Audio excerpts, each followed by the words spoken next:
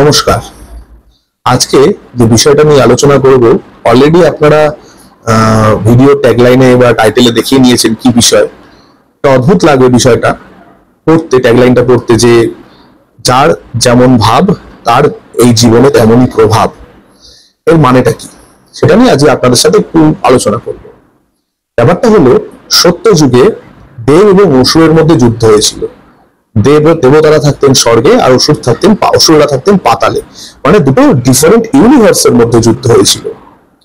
ত্রেতা যুগে যুদ্ধ হয়েছিল ইন্টারন্যাশনাল ডিসপিউট যাকে বলে, ভারতবর্ষের সাথে শ্রীলঙ্কার। সমুদ্র পার করে রামচন্দ্র লঙ্কায় গেছিলেন রাবণকে বধের উদ্দেশ্যে। দ্বাপর যুগে মহাভারত হয়েছিল। দ্বাপর যুগে সেই যুদ্ধটা নেমে এসেছিল নিজেদের ঘরের ভেতরে, দুই ভাইয়ের মধ্যে। দুর্যোধন ছিল কৌরব পক্ষ এবং অর্জুন যুধিষ্ঠির ছিল পাণ্ডব পক্ষ। দুই ভাই একই বংশের ছিল, তারা কুরু বংশে। তাদের মধ্যে যুদ্ধ হয়েছিল, মহাভারতের যুদ্ধ। ওই যুগে সেটা আরো সংকীর্ণ বা সংকুচিত হয়ে এসে গেছে আমাদের নিজেদের মধ্যে।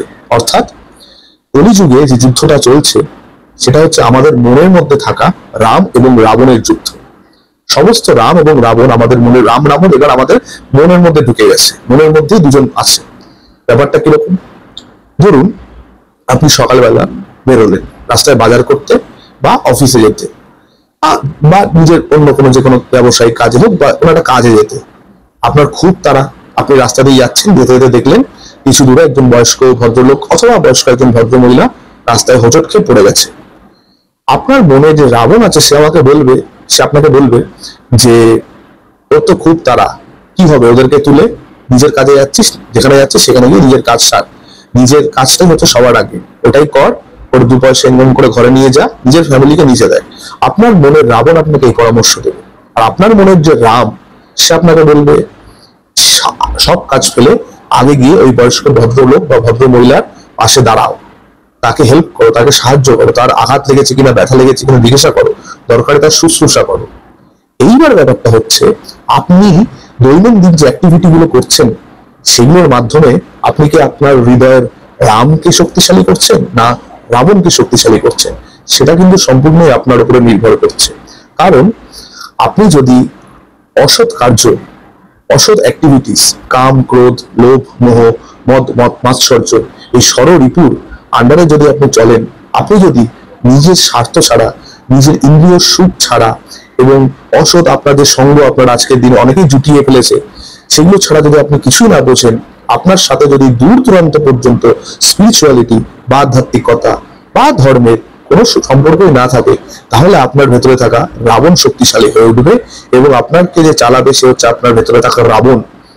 কিন্তু আপনি যদি নিত্য নিয়মিত সৎ পথে সৎভাবে জীবনযাপন করেন, সৎ গ্রন্থ পাঠ, সৎ সঙ্গ নিয়মিত করেন, ধর্ম বা আধ্যাত্মিকতাকে আপনার জীবনের একটা, যেটাকে বলে গাইডিং জিপিএস হিসেবে যদি আপনারা ব্যবহার করেন, তাহলে আপনার ভেতরে রাম শক্তিশালী হবে এবং সে আপনাকে দিয়ে সেই সমাজের জন্য, আপনার নিজের জন্য এবং আপনার পরিবারের জন্য আপনাকে সবসময় ভালোটাই করাবে, যেটা একজন মানুষ হয়ে আপনার করা কর্তব্য। নিজের বিবেকের মধ্যেই কিন্তু এই রাবণ এবং রাম দুজনই বসে আছে। আমাদের দায়িত্ব, আমরা কাকে শক্তি দেব, রামকে শক্তিশালী করব না রাবণকে শক্তিশালী করব।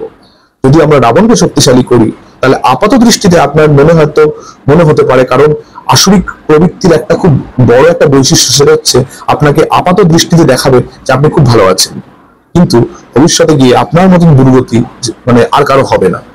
আর আপনি যদি সৎ পথে বা রামের দেখানো পথে চলেন, তাহলে আপাত দৃষ্টিতে হয়তো কিছু ডিফিকাল্টিস আপনাকে ফেস করতে হতে পারে, কিন্তু সেই ডিফিকাল্টিস থেকেও পরবর্তীকালে আপনার জন্য অনেক বড় রিওয়ার্ড অপেক্ষা করে আছে। সবচেয়ে বড় কথা, এটা কলিযুগ, আমরা সকলেই জানি। তো কলিযুগের এই কলির প্রভাবই চলছে পৃথিবীতে। তার মানে পৃথিবীকে যদি আমরা একটা বাড়ি হিসাবে ভেবে নিই, তাহলে কলি হচ্ছে বাড়িওয়ালা। তো কলিযুগের প্রভাবই হচ্ছে এটাই, যে আমাদের ভেতরে রাবণকে শক্তিশালী করে তোলা, যাতে আমরা অসৎ, অধার্মিক, অন্যায্য পথে চলি এবং সেটাকে সব জায়গায় প্রমোট করি। এটা কলিযুগের যুগ ধর্ম। কিন্তু যারা কলিযুগের এই যুগ ধর্মের প্রভাবে প্রভাবিত হবে না, যারা সত্যের পথে, ন্যায়ের পথে চলবে, যারা নিজের ভেতরে রামকে শক্তিশালী করবে, কলি তাদেরকে বারবার সামনে দেখাবে একটা কম্পারিজন করে, যে ওই দেখ, অমুকে মিথ্যা কথা বলে, অমুকে অন্যায় কাজ করে, অমুকে খারাপ অ্যাক্টিভিটির সাথে জড়িত, সে দেখ কত ভালো আছে। আর তুই তো এত কিছু ভালো করিস, লোকের ভালো করিস, মানুষের জন্য ভালো ভাবিস, সবসময় সৎ পথে চলিস, সৎ গ্রন্থ পাঠ করিস, ভগবানে বিশ্বাস করে চলিস, দেখ তোর জীবনে কত দুঃখ। এইভাবে কলি কিন্তু তার যুগ ধর্মের প্রভাবে আপনাকে প্রভাবিত করতে চাইবে এবং খারাপের দিকেই আপনাকে ঠেলতে চাইবে। কিন্তু মনে রাখবেন, খারাপের ফল সবসময় খারাপই হয়। আপাত দৃষ্টিতে আপনার কাছে যাকে মনে হচ্ছে যে খুব উন্নতি করছে বা ভালো, সে আসলে তার পূর্বজন্মের কিছু ভালো প্রারব্ধ কর্ম আছে, তারই ফল ভোগ করছে। সেই জন্য সাময়িকভাবে আপনি দেখছেন সে উন্নতি করছে। তার পূর্বজন্মের প্রারব্ধ ভালো কর্মের ভোগ যখন তার শেষ হবে, তখন তার এই বর্তমান জন্মে সে যা পাপ করেছে এবং সে পূর্বজন্মেও তো কিছু খারাপ কাজ করেছে, এই দুই পাপ একসাথে যখন তার জীবনে নেমে আসবে, তখন তার জীবন কিন্তু দুর্বিষহ অবস্থা থেকেও খারাপ হয়ে যাবে। আর যেহেতু আপনি সততার পথে চলছেন, তাই প্রথমে আপনার পূর্বজন্মের যে পাপের অ্যাকাউন্ট, সেটা ভগবান কিছু ভোগ ভুগিয়ে আপনাকে খালি করে দিচ্ছে। তাই সেই পাপের ভোগটা যখন আপনার ভোগা হয়ে যাবে, তখন পূর্বজন্মে মানে এই জন্মে করা পুণ্য এবং পূর্বজন্মে করা পুণ্য, দুই পুণ্য একসাথে যখন আপনার জীবনে এসে পড়বে, দেখবেন আপনার জীবন এক অদ্ভুত জায়গায় পৌঁছে যাবে, যেটাকে বলে আপনি একটা ইন্টারনাল ব্লিস এবং ইন্টারনাল পিস, অর্থাৎ আন্তরিক দিব্যতা এবং আন্তরিক শান্তি দুটোই কিন্তু আপনি লাভ করবেন। এবং এই ইন্টারনাল ব্লিস এবং ইন্টারনাল পিস, এই দুটো যদি আপনার থাকে, আপনার থেকে সম্পদশালী এই জগৎ আর কেউ না। কারণ আপনারা যদি একটু খোঁজ খবর নিয়ে দেখেন, সমস্ত স্ট্যাটিস্টিক্সকে যদি ফলো করেন, তাহলে দেখবেন এই দুটোরই অভাব সবার জীবনে, এবং যাদের জীবনে এই দুটোর অভাব, তাদের জীবনে সব থেকেও কিছু নেই। তাই এই দুটো যদি আপনাদের জীবনে থাকে, তাহলে আপনাদের ভেতরে আপনাদের রাম সদা বলবান থাকবে।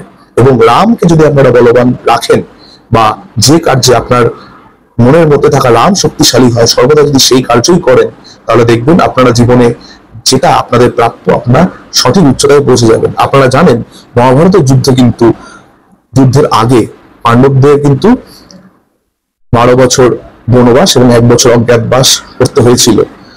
13 বছর কিন্তু তাদেরকে কষ্ট করতে হয়েছিল, কিন্তু আলটিমেটলি রাজা কিন্তু ইন্দ্রপ্রস্থের রাজা হয়েছিল যুধিষ্ঠিরই। এবং খারাপরা কিন্তু সমস্ত ভোগা সত্ত্বেও, তারা সমস্ত ভোগ বিলাস সবকিছু ভোগ করা সত্ত্বেও 100 ভাইয়েরই কিন্তু মৃত্যু হয়েছিল। সুতরাং এটা আমাদের বিচারধারার উপর নির্ভর করবে, কারণ ভগবান আমাদেরকে অপশন দিয়েছে যে আমরা রামকে শক্তিশালী করব না রাবণকে শক্তিশালী করব। আমাদের মনে যে রাম রাবণ আছে, এবং এই রাম রাবণের যুদ্ধ কিন্তু সবসময় চলবে। কিন্তু আমরা যদি নিত্য রামকে শক্তিশালী করতে থাকি, বা আমরা যদি আমাদের মনে রামকে সবসময় পাওয়ার দিতে থাকি, তাহলে আমাদের মধ্যে চলা রাম রাবণের যুদ্ধে রামই জিতবে এবং একটা ধর্ম সংস্থাপিত হবে। তো এই ছিল মোটামুটি আজকের আলোচনা। আজকের আলোচনা যদি আপনাদের ভালো লেগে থাকে, তাহলে অবশ্যই প্রোফাইলটিকে ফলো করবেন এবং কমেন্টে লিখে জানাবেন আর কি কি ধরনের ভিডিও আপনারা শুনতে চান। চেষ্টা করব সেই সমস্ত বিষয় নিয়ে আপনাদের সামনে আবার আসা।